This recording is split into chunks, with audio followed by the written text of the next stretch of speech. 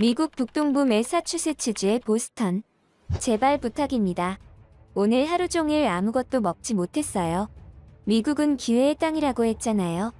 제발 도와주세요. 이곳에는 멕시코에서 미국으로 이민을 오게 된 젊은 여성이 길거리에서 누군가에게 간곡하게 부탁을 청하고 있습니다. 이 여성은 멕시코에서도 미국에서도 희망을 찾지 못하고 최소한의 인권마저 보장받지 못한 채 살아가고 있었는데요. 그러던 그녀는 의문의 한국인 남자를 만나게 되고 그에게 한국 돈 3만원 상당의 달러를 건네받고 서서히 옷을 벗기 시작합니다. 얼마 지나지 않아서 그녀는 한국인 남자를 통해 충격적인 경험을 하게 되면서 경악하고 오열했다고 하는데요. 도대체 그녀는 미국에서 한국인 남자를 통해 어떠한 경험을 겪게 된 것일까요?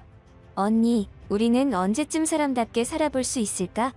언니 말대로 미국에 가면 이 모든 것들이 좋아지기는 할까? 저는 멕시코에서 고아로 자라 미국으로 이민을 가게 된 안드레아 로메로입니다. 제가 오늘 많은 분께 공개할 이야기는 사랑하는 저의 언니와 한국인, 그리고 저의 인생에 대한 이야기입니다. 인생 이야기라고는 하지만 그리 거창한 이야기는 아니에요. 하지만 적어도 저에게 있어서는 처참했고 모든 것을 포기하고 싶었던 순간이기도 했습니다. 앞에서 언급했다시피 저는 멕시코에서 고아로 자란 여자인데요. 그런 저였지만 저에게는 빛과 같은 존재가 있었습니다. 늘 의지할 수 있었고 기댈 수 있는 존재. 언니가 한 명 있었어요. 그 언니는 저와 피를 나눈 친언니는 아니었지만 그 이상이라고 할 수 있을 만큼 소중한 존재였습니다. 늘 배려심이 깊고 자상한 언니였죠. 만약 저의 인생에 있어서 그 언니가 없었더라면 지금의 저는 없었을 것이라 장담합니다. 모르긴 몰라도 나쁜 길로 빠졌거나 아니면 굶어 죽었거나 그것도 아니면 나쁜 사람들의 손에 의해서 큰 화를 당했을지도 모르죠. 멕시코에서 고아로서의 삶은 너무나도 서글프고 힘들었습니다. 그만큼 힘든 생활을 하루하루 연명하다 보니 벼랑 끝에 몰린 기분이었어요. 그러다 보니 어느 순간에는 뭐 아니면 도, 죽기 아니면 까무러치기라고 할 정도의 사면초가 상태까지 몰려버렸습니다. 이 상태로는 도저히 살아갈 자신이 없었기에 새로운 희망이 필요했고 그런 것이 존재한다고 믿고 찾아 나서기 시작했습니다. 늘 제 언니는 그러한 희망을 찾을 때마다 미국에 대해 이야기해주곤 했죠. 미국은 기회의 땅이다. 우리 같은 고아들에게도 희망을 꿈꿀 수 있는 곳이 미국이라며 언젠가는 저와 함께 반드시 미국으로 가자는 말을 했습니다. 그리고 그날은 생각보다 일찍 찾아왔죠. 더 이상 언니와 저는 이곳에서의 희망을 발견하지 못하겠다는 절망감에 빠져서 미국으로의 이민을 결심했습니다. 하지만 난민의 신분으로 미국 이민을 시도하는 것은 쉬운 일이 아니었죠. 난민 신청서를 작성하여 미국 이민국에 제출했고 이 신청서에는 신청자인 저와 언니의 개인정보를 비롯하여 출신 국가에서의 어려움에 대한 내용들을 상세하게 기재해야 했습니다. 게다가 난민 신청의 근거들도 모두 기재했죠. 언니와 저는 미국 이민으로의 부푼 꿈을 아는 채 긴 시간 동안을 버텨야만 했습니다. 신청한다고 하여 곧바로 미국으로 갈 수 있는 것이 아니었으니까요. 결국 그 긴 시간은 우리에게 큰 타격을 입히고야 말았습니다. 미국으로의 난민 이민에 성공하였지만 미국으로 떠난 것은 저 혼자였죠. 어떻게 보면 저보다도 더욱 미국 이민을 원했던 것은 언니였습니다.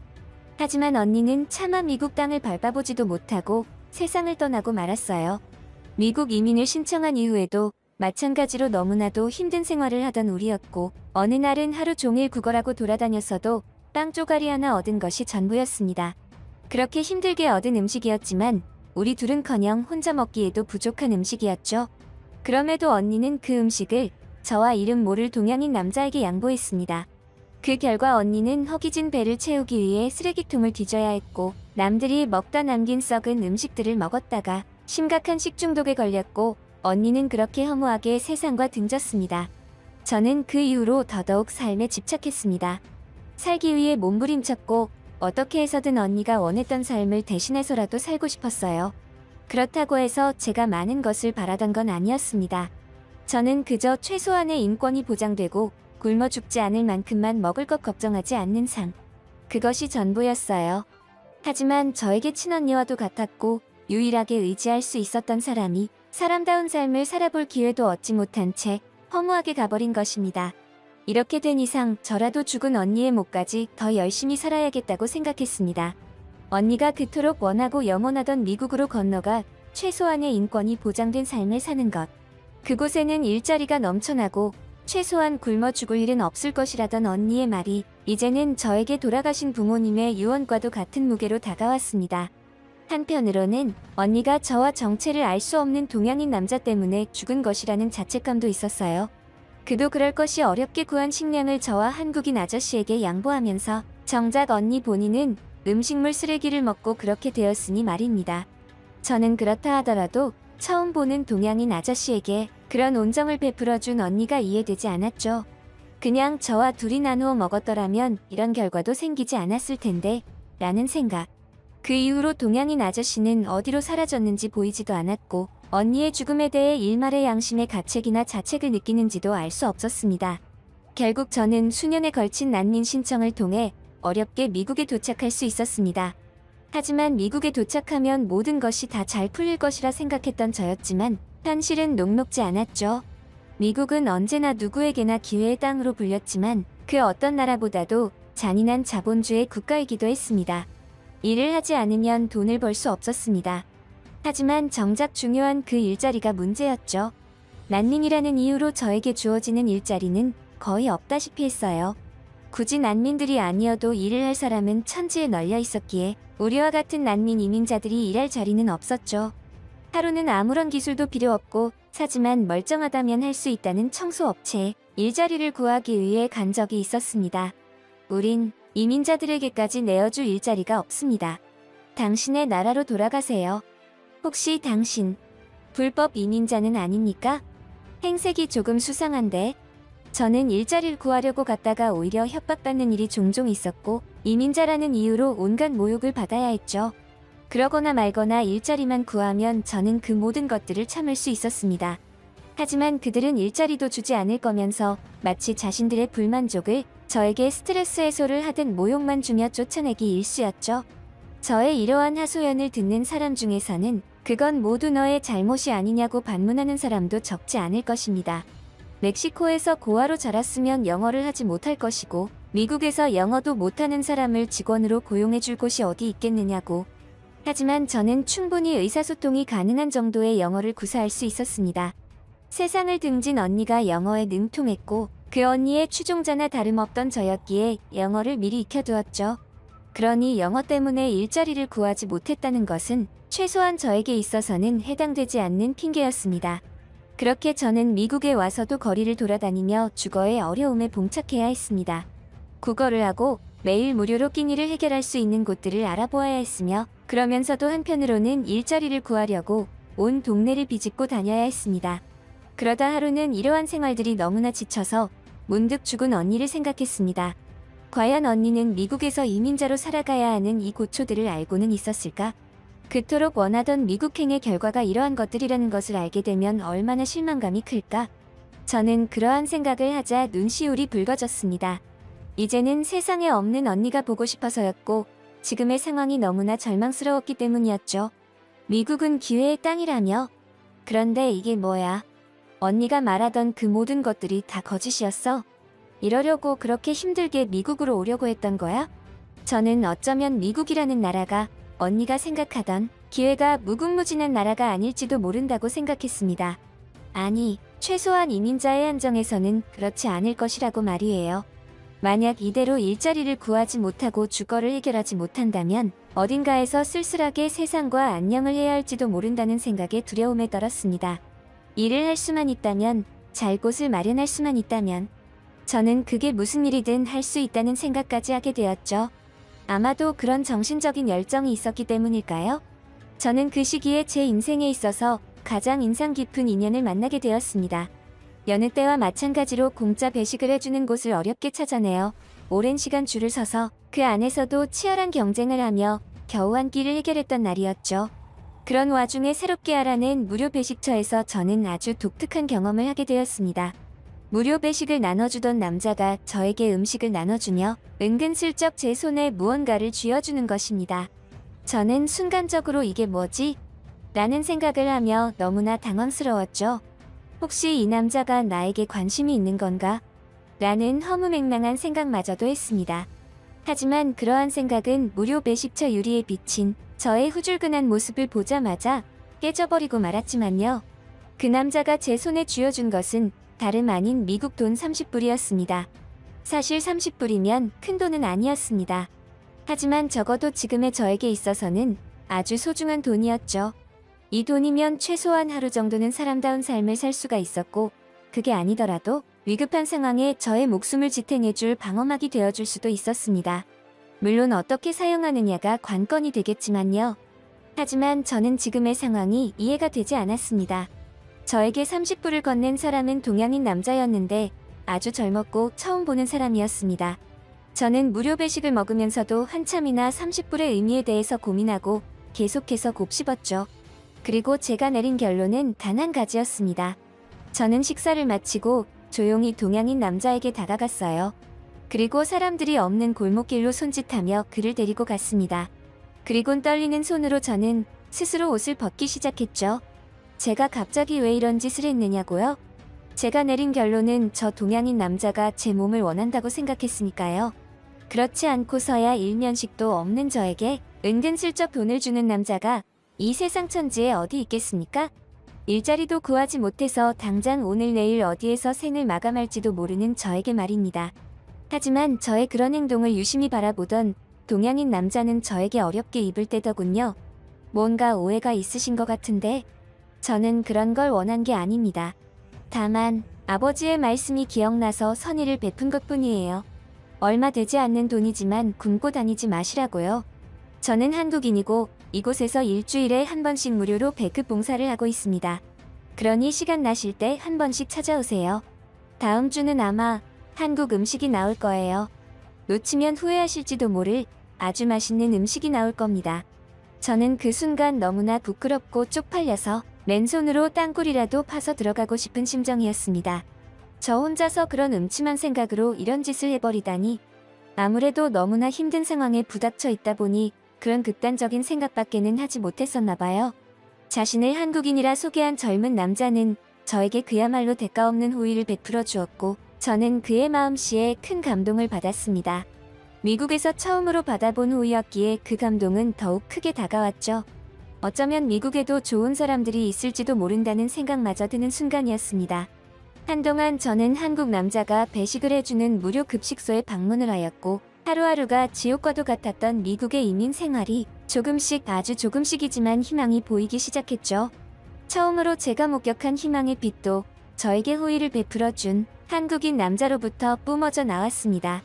어느 순간부터 한국인 남자와 많은 대화를 나누며 서로 친분이 생겼는데 이런저런 저의 고민거리를 이야기하다가 일자리를 구하기 어렵다는 말을 했고 한국인 남자는 저에게 일자리를 소개해주기에 이르렀던 것이죠.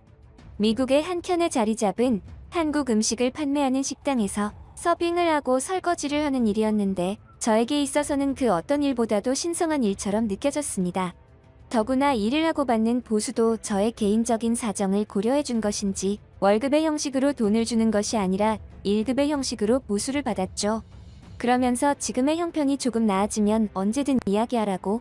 지금은 1급이 더 좋게 느껴지겠지만 조금 상황이 나아지면 월급으로 받는 게 더 나을 거라며 저에게 아낌없는 조언까지 주는 한식당 사장님까지 눈물이 나올 정도로 감사했죠. 알고 보니 이 식당의 사장님은 저에게 30불을 건네고 취직을 도와준 한국인 남자의 어머니셨습니다. 그래서 그렇게 무료 배식을 할 수가 있었던 것이죠. 이 식당은 불과 몇 년 전까지는 지금 사장님의 남편이자 저에게 호의를 베풀어준 남자의 아버지가 혼자서 일구어내시고 운영하시던 식당이라는 것을 알게 되었습니다. 지금은 병 때문에 세상을 뜨고 말았다고 하는데 생전에 그분의 뜻으로 매주 무료 배식을 하고 있는 것이라고요. 저는 한 번도 뵙지는 못한 분이었지만 돌아가신 식당 사장님의 남편분에게 진심으로 감사함을 느꼈습니다. 이렇게 이타심이 깊은 사람이 있다는 사실에 큰 감명을 받았어요. 그렇게 저는 아이러니하게도 미국에서 이민자로 살아가기 위해 또 다른 이민자와 마찬가지인 미국에 사는 한국인분들 덕분에 생계를 유지할 수 있었고 최소한의 사람다운 삶을 살 수 있었습니다. 저는 이 모든 것들이 저에게 우연히 찾아온 행운과도 같은 것으로 치부했었어요. 물론 감사한 마음을 가지고 저에게 아무런 이유 없이 호의를 베풀어주고 일자리까지 제공해준 분들에게 언젠가는 보답을 해야지 하는 생각을 가지고 있었죠. 시간이 지날수록 저는 한국 분들과 더욱 깊은 유대감을 가지게 되었고 어느새 저는 그들의 가족이 되어 있었습니다. 지금은 제 남편이 되어버린 30불의 사나이. 저는 남편에게 최근에서야 들은 그 이야기 때문에 한참이나 오열하고 말았습니다. 너무나 감사해서, 너무나 가슴 저려와서. 내가 왜 당신에게 느닷없이 30불을 건넨 줄 알아? 우리 아버지가 생전에 이런 말씀을 자주 해주셨어. 본인이 직접 겪었던 일이라면서 말이지. 아버지는 미국에서 식당을 차리기 이전에 추방된 적이 있었대. 멕시코로 말이야. 그때는 진짜 돈도 한 푼도 없을 때였고 아무런 희망도 뭣도 없는 상태였다고. 아버지는 마음속으로 30불만 하고 외쳤다는 거야. 그 정도의 돈이면 죽기 전에 한 끼 정도는 그럴싸하게 먹을 수 있을 딱 그 정도의 돈이었으니까. 그런데 멕시코에서 처음으로 희망을 보셨다는 거야. 어느 날 아버지가 이틀을 굶고 까딱하면 죽겠다 싶은 날이었대. 그때 다 쓰러져가는 아버지에게 어떤 멕시코 여자가 먹을 것을 주더라는 거야. 그 여자도 거리를 돌아다니면서 구걸하는 여자로 보였다지. 그 덕분에 아버지는 다시 일어날 수 있었고 새로운 희망을 가지고 다시 미국으로 넘어가려고 했어. 그곳에서 새 출발하려고 했던 거지. 그래서 여차저차 알아봤는데 아버지에게 음식을 건네준 여자가 죽었다는 거야. 알고 보니 그 당시에 그 여자가 먹을 것을 아버지와 자기 여동생에게 나누어 주고는 자신이 먹을 것이 없자 음식물 쓰레기를 먹다가 심각한 식중독으로 세상을 떴다고 했어. 그때부터였대. 아버지가 식당을 운영하기 시작하면서 힘든 사람들에게 무료 배식을 하게 된 계기가 도대체 아빠는 무슨 생각으로 나한테 이런 짓을 하는 거야? 아빠 딸이 이런 곳에서 무슨 일이라도 생기면 어쩌려고 그러는 건데? 한국은 아시아 국가가 아니야? 여기도 아시아라고? 대한민국 서울의 한 커피숍. 이곳에는 미모의 미국 여대생이 외모와는 다소 이질적인 모습으로 흥분을 하며 전화통화를 하고 있습니다. 마치 자신의 아버지에게 버림이라도 받은 듯한 모습으로 격앙하며 울부짖던 여대생은 얼마 지나지 않아서 한국에서 충격적인 경험들을 하게 되고 부모님과 연락마저 끊겨버립니다. 이에 미국 여대생의 부모님은 오열하며 사법기관에 실종 신고를 하고 도움을 요청하기까지 했다고 하는데요. 도대체 미국 여대생은 한국에서 어떠한 일들을 겪었던 것일까요? 난 절대로 아시아 국가에는 가지 않을 거야. 동양인들과는 엮이는 것도 겁난다고. 동양인들은 속을 알 수 없는 사람들이야. 그런 사람들이 얼마나 무서운 사람들인지 알지? 저는 미국에서 교육학을 전공하는 대학생 노라 테일러라고 합니다. 저는 아시아의 문화 콘텐츠들을 사랑하는 사람이지만 아이러니하게도 그렇기 때문에 아시아 계통의 사람들과 만나고 이야기하는 것에 대한 두려움이 있는 독특한 사람이기도 하죠. 저는 어렸을 때부터 부모님으로부터 제가 하고 싶은 것들에 대해서는 거의 대부분 하면서 자란 사람입니다. 집안이 큰 부자는 아니었지만 외동딸이다 보니 유복하게 자란 것이죠. 제 주변의 친구들이나 지인들의 말에 따르면 제가 그렇게 자란 사람이다 보니 다소 이기적이고 자립성이 없는 사람이라는 소리를 종종 듣고는 합니다. 물론 저와 친분이 깊은 사람들이다 보니 그런 이야기들도 서슴지 않게 하는 것이긴 하지만요. 그런 저에게는 최근 들어 유독 깊게 빠진 취미 분야가 하나 있었는데요. 그건 다름 아닌 한국과 중국, 그리고 일본을 가리지 않고 아시아에서 만들고 아시아인들이 나오는 영화나 드라마들을 빠짐없이 시청하는 것이었죠. 그러다 보니 저에게는 자연스럽게 아시아인에 대한 공포감이랄까 그런 감정이 생긴 것 같아요. 영화나 드라마를 보는데 왜 그런 감정이 생기냐고요? 그야 제가 좋아하는 콘텐츠 분야가 액션과 스릴러 쪽이었거든요. 그곳에서 비추어지는 주인공들이나 악당들을 보게 되면 겉으로는 웃고 있으면서 뒤에서는 완전히 다른 짓을 하는 인물들이 많더라고요. 게다가 동양인들은 특유의 그 무표정이라고 해야 하나? 그런 것들이 있었는데 저는 그런 부분들까지도 그 사람의 속을 알 수 없다고 생각되어서 무섭더라고요. 이는 저의 삶에도 어느 정도 영향을 끼쳤어요. 실제로 미국에는 동양인들이 많이 있었고 멀리 나가지 않더라도 우리 학교에도 동양인 친구들이 많았는데 저는 그들과 깊은 사이가 되지 않았고 심지어 대화조차 길게 나누지 않게 되었으니까요. 저 스스로가 그들과의 거리를 둔 셈이었어요. 만약 그러한 일들이 저에게 일어나지 않았더라면 저의 인생은 어떤 식으로 바뀌었을지 상상조차 되지 않네요. 저희 부모님은 저를 낳기 전부터 오랜 시간 여행과 관련된 사업을 하고 있었습니다. 그러다 보니 저를 낳기 이전부터 안 가본 곳이 없을 정도로 많은 여행지를 다니며 사셨던 분들이었죠. 어떻게 보면 저와는 완전히 다른 성향을 지닌 분들이었고 완전히 다른 인생을 살고 있다고 봐도 무방했어요. 그도 그럴 것이 자유분방한 부모님과는 다르게 저는 부모님에게 의지하는 경향이 무척이나 강했거든요. 아빠와 엄마가 없으면 뭔가 불안한 마음이 생길 정도로 말이에요. 하지만 그런 저에게 저희 부모님은 뜬금없이 여행을 떠난다고 했습니다. 그것도 저를 빼고 두 분만 말이죠. 저는 혼자 집에 있기 싫다며 떼를 쓰고 야단법석을 피웠지만 이번에는 부모님이 단순한 여행의 목적이 아니라 사업 차가는 것이라서 동행하지 못한다고 했습니다. 우리 집안의 명운이 걸렸을 만큼 크고 중요한 일이라며 단박에 거절하는 부모님의 행동에 저 또한 더 이상 어리광을 부릴 수는 없더군요. 게다가 여행의 목적지가 아시아 국가인 한국이라서 저 또한 내키지 않았죠. 저에게 있어서 아시아 국가는 그저 영상 콘텐츠로만 즐기는 플라토닉 사랑과도 같은 존재였으니까요. 그렇게 부모님은 한국으로 떠났고 저는 집에 홀로 남겨졌습니다. 저는 이때까지만 하더라도 부모님이 돌아오실 때까지 단 며칠만 잘 견디면 된다고 생각했죠. 부모님으로부터의 그 전화를 받기 전까지는 말이에요. 노라, 집 잘 지키고 있니? 우리 딸한테 큰 부탁 하나만 해야 할 것 같아. 우리 방에 보면 아빠 서류 넣어 놓는 서랍 있지? 거기에 있는 서류들 전부 챙겨서 한국으로 좀 와줘야겠다. 그게 없으면 한국에 오나 마나인데 깜빡해버렸네. 팩스로는 안 되니까 이렇게 부탁하지? 우리 딸 부탁 좀 하자. 알겠지? 솔직히 저는 짜증이 치솟았습니다. 혼자 집 지키는 개가 된 것도 마음에 들지 않았는데 이제는 그렇게 중요하다는 서류까지 깜빡하고 가져가지 않은 부모님이 원망스러웠죠. 저로서는 이러지도 저러지도 못하는 골치 아픈 상황이었습니다.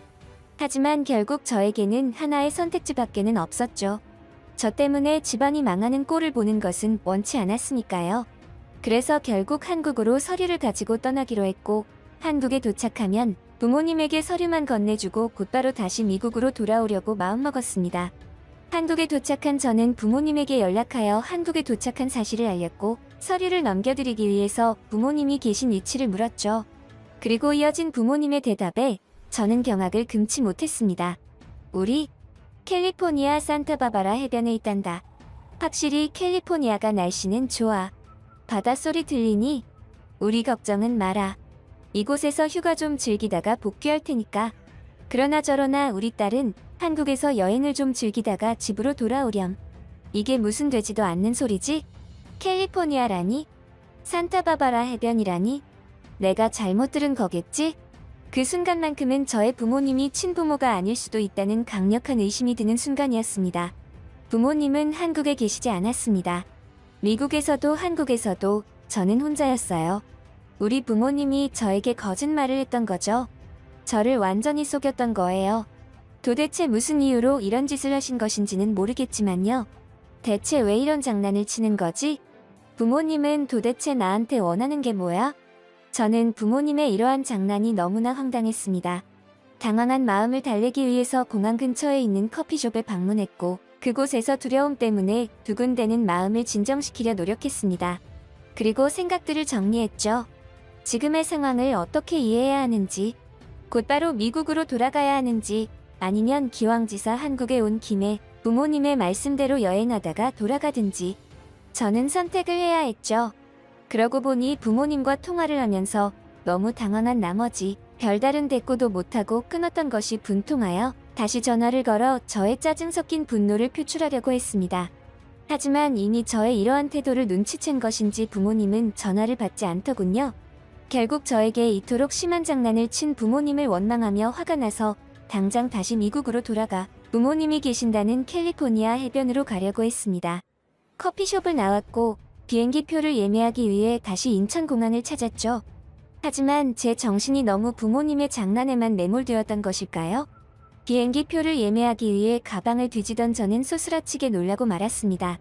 제 지갑이 온데간데 없었기 때문이죠. 그곳에는 저의 개인정보가 들어있는 각종 소지품이 들어있었기에 등골에서 식은땀이 흐르는 기분이 들더군요. 아차, 소매치기 당했나? 정신이 딴 데 팔려서 지갑이나 도둑 맞은 저 스스로가 한심해지는 순간이었죠.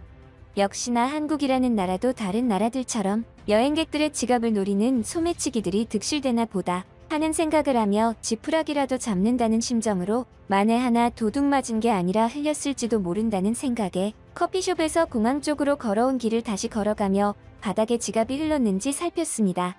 그러다가 제 앞에 웬 동양인 남자가 저를 주시하며 헐레벌떡 뛰어오는 게 보였죠. 설마 했는데 그 남자는 제 앞에서 멈춰 서더니 무언가를 저에게 내밀었습니다. 잃어버린 제 지갑이었어요. 정말이지 1,000원이었죠. 그러고 보니 이 남자는 커피숍에서 노트북으로 무언가에 열중하던 남자였습니다. 알고 보니 제가 커피숍에서 지갑을 두고 나왔었고 이 남자분이 저의 지갑을 들고 돌려주기 위해 이곳까지 오신 거였어요. 저는 그 남자분에게 진심으로 감사를 표했습니다. 하지만 한편으로는 걱정이 되기도 했죠. 그 남자분의 소지품은 온데간데없고 제 지갑만 달랑 들고 이곳까지 나온 거여서 혹여나 소매치기들이 이 남자분의 노트북을 훔쳐가면 어쩌나 하는 생각을 했던 거예요. 근데 노트북 커피숍에 그냥 두고 오신 거면 누가 훔쳐가면 어떻게 해요? 갑작스러운 저의 걱정에 자신을 한국인 남자라고 소개한 민기 씨는 호탕하게 웃기 시작했습니다. 뭐야? 왜 저래? 저 한국 남자가 왜 갑자기 저렇게 웃어 제끼는지 알 수가 없었지만 왠지 밝은 이 남자가 싫지 않았죠. 민기 씨는 저에게 그런 걱정은 하지 말라며 한국 여행은 처음인가 보네요. 라는 예언자 같은 이상한 말까지 하더군요. 그러면서 한국 여행 중 도움이 필요하면 연락하라며 연락처를 건네주었습니다. 그런데 그 남자가 사라진 후 저는 아주 이상한 이질적인 기분이 들었습니다. 한동안 그 감정의 실체가 무엇인지 알지 못해서 답답했는데 이내 그것의 정체를 알아챘죠. 아니, 그런데 저 남자 동양인 맞아? 왜 이렇게 살갑고 친절한 거지? 뭔가 다른 속셈이 있는 걸까? 아니면 내가 너무 과하게 오버를 하는 건가? 그러고 보니 저는 무턱대고 동양인을 싸잡아서 그들은 속을 알 수 없는 존재들이라며 편견 아닌 편견을 가지고 있었던 것은 아닐까 하는 생각을 했습니다. 분명히 동양인 중에서도 민기 씨 같은 친절하고 배려심이 깊은 한국 남자들도 있을 수 있는 것인데 말이죠. 그래서였을까요? 불과 10분 전까지만 하더라도 당장 미국으로 돌아가 부모님에게 온갖 짜증과 분노를 폭발하려고 했던 저에게 심경의 변화가 찾아왔습니다. 아주 작은 배려였지만 민기 씨의 행동에 한국이라는 나라에 대해 궁금증이 생겨나기 시작했던 것이었죠. 그리고 때마침 그때 걸려온 한 통의 전화. 부모님이었습니다. 우리 딸. 전화했었네? 무슨 일이야? 한국 여행은 재밌어? 우리도 사업 때문에 한국에 종종 갔었는데 손가락에 꼽을 정도로 아주 훌륭한 시간을 보냈었어. 우리 딸도 그 느낌을 만끽하고 돌아왔으면 좋겠다. 너무 화내지 말고 이번에 아빠 엄마가 원하는 만큼 한국에서 제대로 여행하고 온다면 선물을 줄게. 우리 딸이 그렇게 원하던 차. 어때?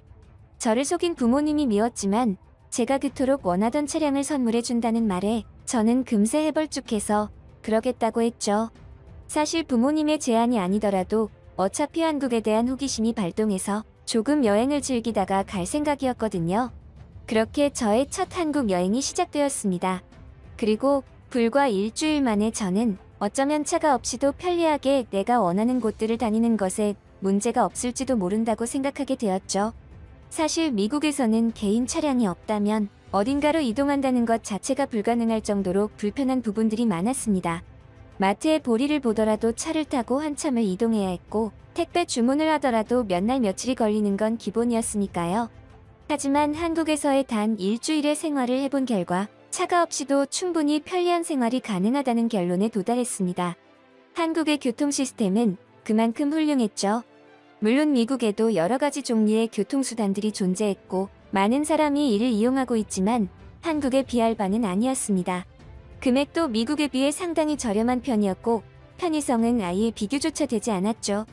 한국에서는 이곳저곳을 다닐 때 환승을 자주 했는데 환승으로 인한 가격 할인은 저에게 큰 놀라움으로 다가왔습니다. 호주나 시드니는 버스를 한 번만 타더라도 정말 비싼데 환승도 안 되거든요. 게다가 택시를 타고 5분 정도만 이동하더라도 10,000원이 훌쩍 넘어버리는 끔찍한 가격. 이는 독일도 마찬가지였습니다. 택시와 대중교통이 죄다 비싸죠. 게다가 한국의 지하철이나 기차들은 제 시간에 도착하지 않는 경우를 거의 보지 못했는데 이 부분들 또한 저에게 있어서 더더욱 대중교통의 매력이 커진 부분이었습니다. 과거 독일에 여행을 갔을 때 기차를 여러 번 탔었는데 단 한 번도 제 시간을 맞춘 적이 없었죠. 알고 보니 독일 사람들도 기차는 잘 안 타려고 한다더군요. 시간을 안 맞추기로 유명하다고. 한국의 이러한 대중교통 시스템이 부러울 지경이었습니다. 사실 저도 차가 좋아서 원했던 게 아니었거든요. 차가 없으면 아무 데도 이동을 할 수가 없으니 어쩔 수 없이 구매해야 했는데 한국에서는 굳이 차를 통해 이동하지 않아도 되겠다는 생각이 드니까 미국에 돌아가서 운전하고 피곤함에 찌든 제 모습이 상상되며 진저리가 처질 정도였죠. 저는 혼자서 한국의 이곳저곳을 탐방하다가 정보의 부재로 인하여 한계에 부딪혔다는 느낌을 지울 수 없었습니다. 분명히 현지인이 사랑하고 좋아하는 많은 곳이 있을 텐데 저로서는 그런 부분들까지 알아내기가 불가능하겠더라고요. 그래서 때마침 제 지갑을 되찾아준 한국 남자 민기 씨에게 전화를 걸어 도움을 요청하기에 이르렀습니다. 민기 씨 덕분에 제가 모르던 한국의 숨은 명소들을 다닐 수 있었고 함께 시간을 보내다 보니 민기 씨와 저는 부쩍 친해졌죠. 그렇게 오전부터 저녁까지 여행을 다니며 저녁을 먹었고 이어서 가볍게 펍을 방문하여 술을 한 잔 마셨어요. 그러한 시간을 보내는데 문득 한국이라는 나라가 얼마나 치안이 안전한지 새삼 깨달았죠. 이렇게 늦은 저녁 시간까지 이토록 많은 사람이 거리를 거닐고 식당과 술집에 드나드는지 미국에서는 상상조차 하지 못할 일이거든요. 심지어 이 야밤에 여자 혼자서 돌아다니는 한국 여성분들도 꽤 많아서 정말 놀랐죠. 만약 저에게 그러한 일들이 일어나지 않았더라면 지금처럼 한국은 마치 환상의 파라다이스와 같은 나라로 생각하며 더 큰 위험에 처했을지도 모르겠습니다. 펍에서 민기 씨와 즐거운 대화를 나누며 술을 마시다가 민기 씨가 잠깐 화장실로 자리를 비운 사이에 그 사달이 나고 말았죠. 저는 살짝 더워서 바람을 쐬기 위해 민기 씨에게 문자를 남겨놓고 펍을 나왔습니다. 그리고 한국만의 분위기와 정취에 취해 살짝 어두운 골목 쪽으로 걸었죠. 그곳은 사람들이 발길이 잘 닿지 않는 곳이었기에 조용했습니다. 그런데 바로 그 순간 저는 쏘스라치게 놀라고 말았죠. 어디에서 나타난 것인지 순식간에 낯선 동양인 남자 3명이 저에게 다가왔고 능숙하지만 민기 씨와는 조금 이질적인 억양의 한국어를 구사하며 저에게 추근대기 시작했습니다. 혼자 여행 왔느냐고. 우리랑 같이 놀자고 했죠. 저는 일행이 있으며 이곳에는 잠시 바람을 쐬러 온 것이라 이야기했지만 그들은 그런 저를 둘러싸고 지속해서 자신들과 시간을 보내기를 강요했어요. 그러다가 안 되니까 저에게 친한 척 어깨동무하더니 저를 강제로 힘으로 골목 안쪽으로 끌고 가려고 했죠. 그제야 저는 지금의 상황이 심각한 상황이라는 것을 인지했고 그들에게 끌려가지 않기 위해 몸부림을 쳤습니다. 하지만 여자의 몸으로 성인 남성 3명을 힘으로 이기기에는 불가능에 가까웠죠. 저는 꼼짝없이 그들에게 끌려갈 상황이었습니다. 갑작스럽게 패닉 상태에 빠져버리면 고함조차 내지를 수 없다는 사실 아시나요? 저는 그때 처음으로 그러한 사실을 깨달았습니다. 마치 목에 있는 근육들이 위축되어 말소리가 안 나오는 듯한 느낌이었죠. 모든 것을 포기할 수밖에 없었던 그 순간 저는 곧이어 충격적인 장면들을 목격했습니다. 언제 어떻게 나타난 것인지는 모르겠지만 끌려가던 저를 낚아채고 제 앞에 나타난 의문의 남자가 있었습니다. 화장실에 간다고 했던 민기 씨였죠. 그 순간만큼은 제 눈에 영웅처럼 보였습니다. 분명히 용기 있고 남자다운 행동이었죠. 하지만 저는 걱정이 되었습니다. 상대는 한 명이 아닌 3명이었고 덩치가 크거나 키가 큰 것은 아니었지만 하나같이 험악하게 생겨서 눈을 마주치는 것조차 힘든 상대들이었으니까요. 저는 민기 씨가 다치는 걸 원하지 않았습니다. 제가 이렇게 많은 분께 저의 이야기를 들려드리는 것을 보면 어느 정도 눈치를 채셨겠지만 저는 그날 민기 씨와 무사히 그 위기를 벗어날 수 있었습니다. 그 모든 것들은 지금은 저의 남친이 되어버린 민기 씨 덕분이었죠. 그 당시 어디선가 영웅처럼 제 앞에 나타났던 그의 모습이 아직도 눈앞에 어른거리는 듯합니다. 저는 사람이 그렇게 민첩할 수 있다는 것을 그때 알았어요. 제 앞을 가로막았던 남친은 다소 차분한 모습으로 그들을 응시했으며 이쯤하고 돌아가시라는 말을 그들에게 건넸죠. 하지만 그들은 취기가 좀 올라와 있었는지 남친의 그러한 대응에 흥분하며 반응했고 이내 남친에게 달려들기에 이르렀습니다. 하지만 민기 씨는 그들 중 제일 앞에서 달려드는 한 명에게 카운터 펀치를 적중시켰고 상대방의 체중과 민기 씨의 체중이 마주치는 곳에서 민기 씨의 주먹은 그대로 상대의 턱에 적중했죠. 순식간에 일어난 그 찰나로 인해 상대방은 땅바닥과 키스를 해야 했으며 이에 놀란 나머지 두 명은 잠시 머뭇거리는가 싶더니 서로 눈빛을 주고받았고 이번에는 동시에 민기 씨에게 달려들었어요. 이번에야말로 민기 씨에게 큰 사달이라도 나겠다 싶었지만 저의 걱정은 그저 찰나의 기우가 되어버렸습니다. 살짝 몸을 비틀어서 위치를 이동시키더니 체중을 앞으로 실어서 가볍게 앞손으로 잽을 내밀었고 이내 둘 중 한 명의 다리를 잡아서 넘어뜨리며 곧바로 굽혔던 허리를 일으키면서 나머지 한 명에게 뒷손으로 펀치를 먹였죠. 이 과정은 정말이지 순식간에 일어난 일이었고 눈 깜짝할 사이에 3명이었던 추행범들은 단 한 명만이 정신을 차리고 있는 상황이 되어버린 것입니다. 그리고 남은 한 명은 익숙하지만 한국어는 아닌 언어로 과격한 표정을 짓고는 무언가 짓거리더니 이내 도망을 가고 말았죠. 나중에 경찰에 의해서 들은 이야기지만 그들은 한국에 불법으로 체류하고 있던 조선족들이었으며 그날 이후 자신의 나라로 추방되었다는 소식까지 들었습니다.